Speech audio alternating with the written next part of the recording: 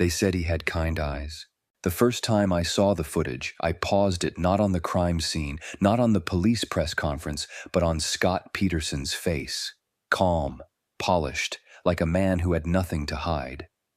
And yet the reality was this: on Christmas Eve of 2002, his wife Lacey, 8 months pregnant, vanished without a trace. Her remains were found months later, decomposed in the San Francisco Bay. Her unborn son's tiny body surfaced nearby. Scott was convicted of both murders, first degree for Lacey, second degree for their child. But this isn't about guilt or innocence in court. This is about the psychology that led to that moment.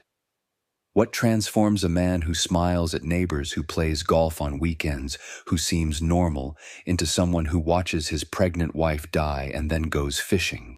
I've spent years studying people like Scott. Men and women whose outer lives look polished, but whose inner worlds collapse long before the crime ever begins. And what I've learned is this: no one becomes a murderer overnight. It starts long before that, in rooms where no one listens, in hearts that learn to lie to survive. Sometimes it starts with something as simple as silence. So today I'm not here to tell you what Scott did. That part you can Google. I'm here to explore how the boy he was became the man who did it. The teddy bear with a torn ear, the locked bathroom door, the silence over breakfast. What makes a child grow up with the face of a man and the emptiness of a killer? Was that the first time he smiled without feeling a thing? The first thing that dies in a child is not love, it's trust. Scott was born in San Diego, the only child of a middle-class couple who ran a business and had high hopes. On paper, his childhood seemed stable: a home, 2 parents, vacations. But when you peel back the curtain of normalcy, something colder creeps in. There's a photo I once saw Scott at age 5 holding a teddy bear. It's not the bear that haunted me, it's the fact that one of its ears was missing and no one seemed to notice. That image stayed with me. A child holding something broken, but still pretending it was whole. His parents, especially his father, were strict. Performance mattered. Image mattered more. Inside their house, feelings were private, discipline was public. Scott learned early: you smile, you nod, you do what's expected. No tantrums, no tears, just silence behind shut doors. There are stories, quiet ones, about slamming cabinet doors, sudden punishments, the sound of dishes breaking behind a closed kitchen door, but nothing anyone could call abuse. That's how it often begins, with subtle wounds, the kind that never make it into police reports, the kind that bruise the heart instead of the skin. Sometimes children don't need to be hit to be hurt.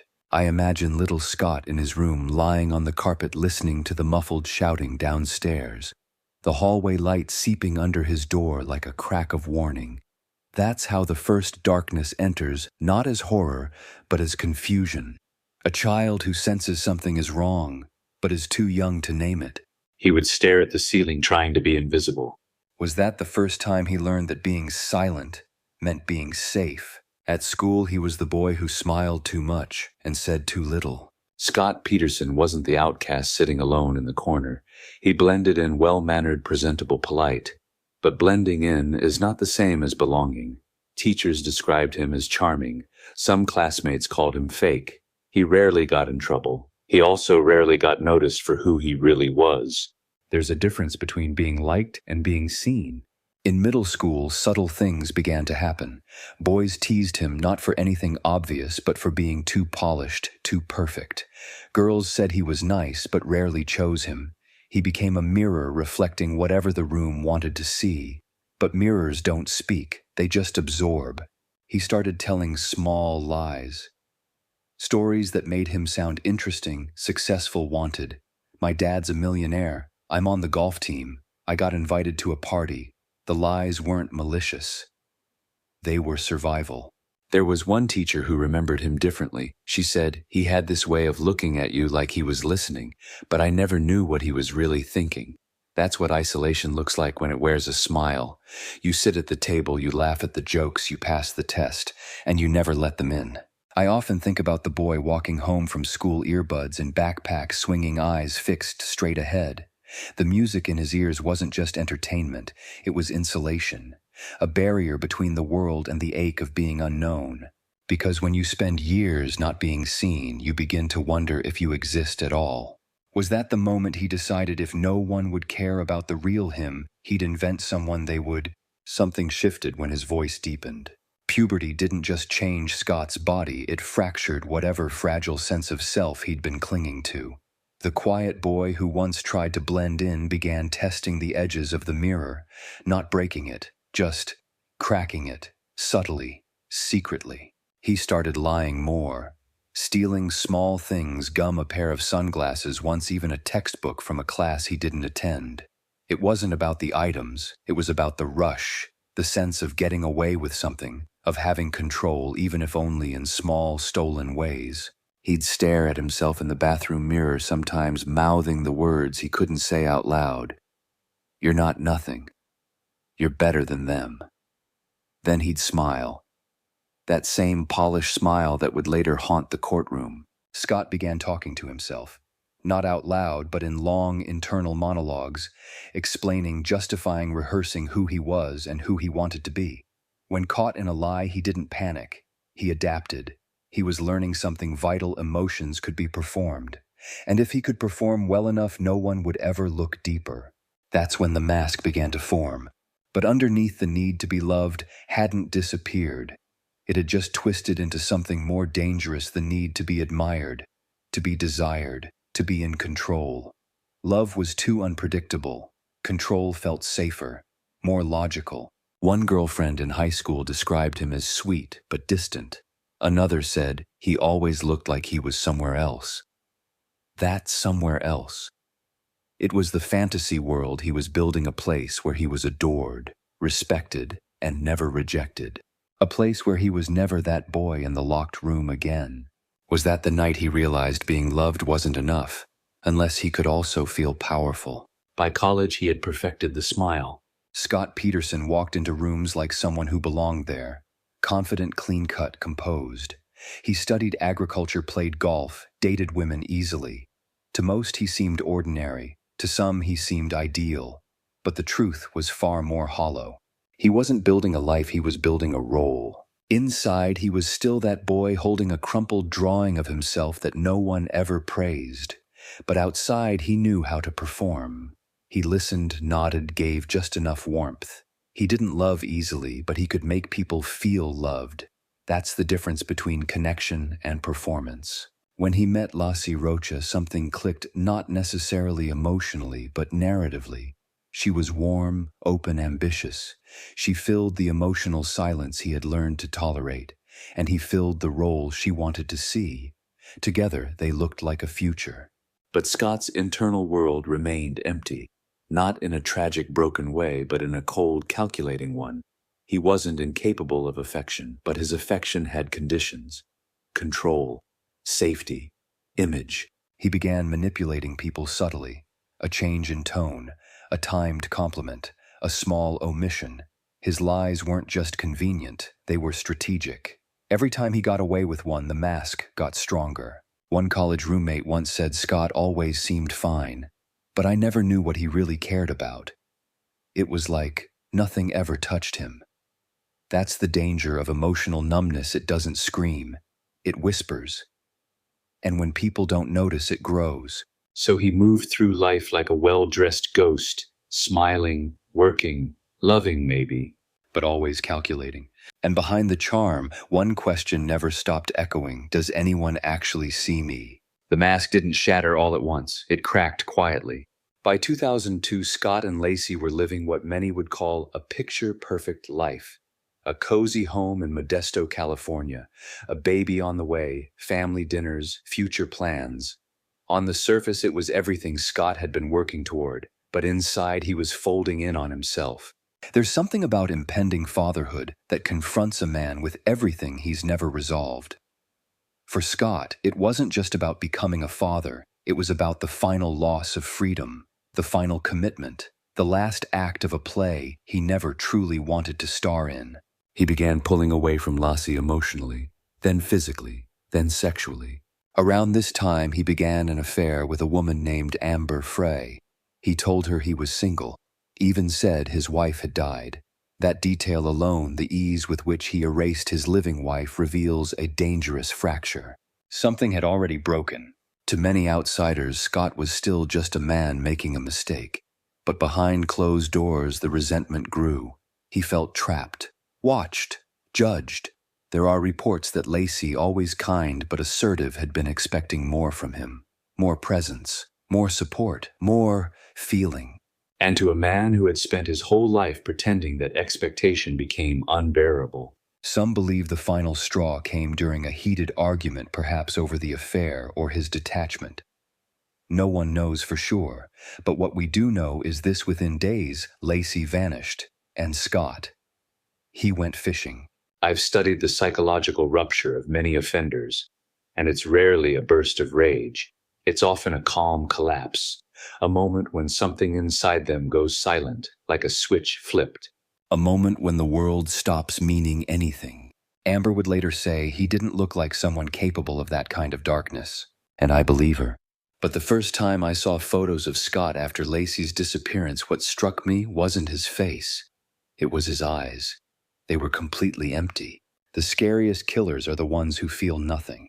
Not anger, not joy, not even guilt, just a stillness, a quiet, like someone who finally reached the center of a long, dark hallway and realized no one was coming to stop them. That's how I imagine Scott Peterson felt the day Lacey died. No one witnessed the murder. There was no blood-spattered room, no scream that pierced the night, just the void that followed. Lacey was 8 months pregnant, vulnerable, trusting, likely unaware of what was about to happen. And yet the man who once promised to protect her did the unthinkable. It wasn't a crime of passion. It was premeditated, planned, carried out with chilling calculation. But I don't think Scott killed because he hated her. I think he killed because she represented everything he could no longer fake. A loving husband, a father, a good man. That mask had grown too heavy, and rather than take it off, he buried it. He put Lacey's body in a boat, weighted it down, drove to the bay, and released it into the water. I've heard people ask, how could anyone do that to someone they love? But that's the wrong question. The better one is what happens when someone learns to mimic love but never feels it. In that moment on the boat, in the silence, watching the water ripple around the weight of what he had done, I don't believe Scott cried. I don't believe he prayed. I believe he felt control. Finally, he was the author of his own story. He drove home, told no one, slept, waited. And when reporters later asked if he was devastated, he said yes. He looked the part, but grief doesn't wear a new haircut and smile through interviews. Amber Frey once said he was calm. Too calm. And maybe that's what chills me most. After everything, he didn't tremble.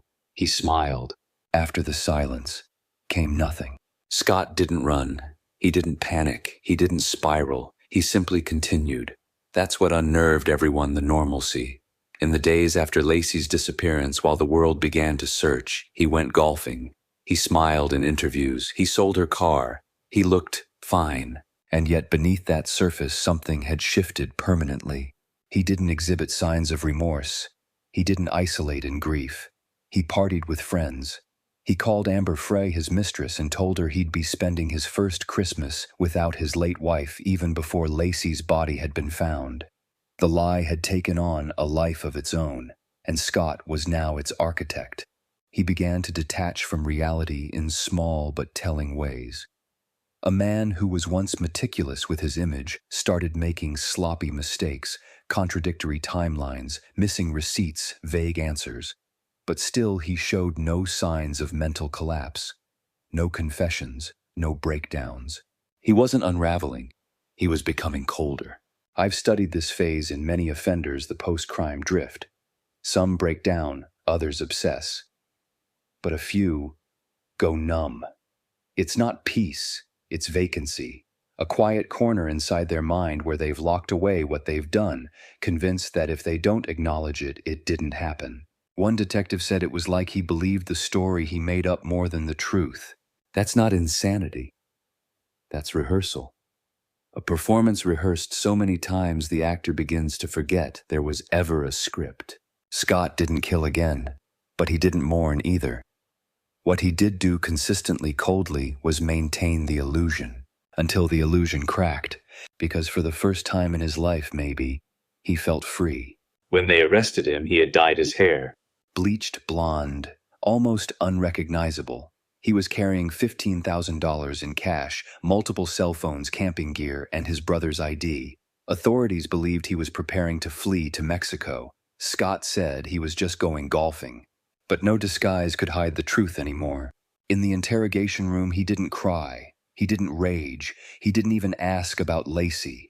He sat calmly, hands folded, voice level, like a man who had rehearsed this moment too. There's a moment every killer faces when the outside world stops mattering, when no more lies can shield them, when the lights are too bright and there's nothing to reflect but themselves. I call it the unmasking. And that's when you find out who they really are. In Scott's case, the unmasking revealed something strange. Not a monster, not a remorseless beast, but something more disturbing, a man who still believed in the performance. Even in court, as the evidence piled up, he kept the same soft expression, as if he were simply misunderstood, as if Lassie had gone for a walk and would return any minute. The smile was still there, but the eyes gave it away. Empty, drained, not from sorrow, but from exposure. A juror once said it was like watching someone pretend to be human. And maybe that's what it was all along. Not pure evil, not insanity, just a long, slow erosion of empathy. A hollow man in a well-pressed shirt staring through the bars, not with regret, but with confusion that the act was finally over. Not a monster, just a scared child in the body of a murderer. This story didn't begin with a murder. It began with a silence. Not the kind that fills a courtroom, but the kind that echoes through a child's locked bedroom door. A silence that taught him feelings are dangerous. Vulnerability is weakness, image is everything. Scott Peterson didn't snap one day. He disappeared in pieces long before Lacey did, and that's what we get wrong about killers like him. We look for rage, for trauma, for chaos, but often the real danger hides behind politeness, good grooming, and the ability to say the right thing at the right time. Society rewards masks, and Scott wore his better than most. But a mask worn too long doesn't just hide your face, it erases it. What would have happened if someone had really listened to the boy behind the smile? If someone had looked past the clean golf shirts, the polite nods, and said, "You don't have to perform to be loved." If he had been allowed to break cry, admit weakness before the mask hardened into something lethal. We'll never know. What we do know is this: a woman and her unborn son lost their lives not to sudden rage, but to a man who had spent his entire life building a perfect illusion and couldn't bear to watch it crack. And as a society, we must ask how many others like him are learning right now that being real is dangerous and being fake is safe. I think of all the children performing for love, all the young men staring at themselves in mirrors practicing who to be, all the smiles that never reach the eyes. Because for every Scott Peterson we recognize too late, there may be 10 more waiting to be seen.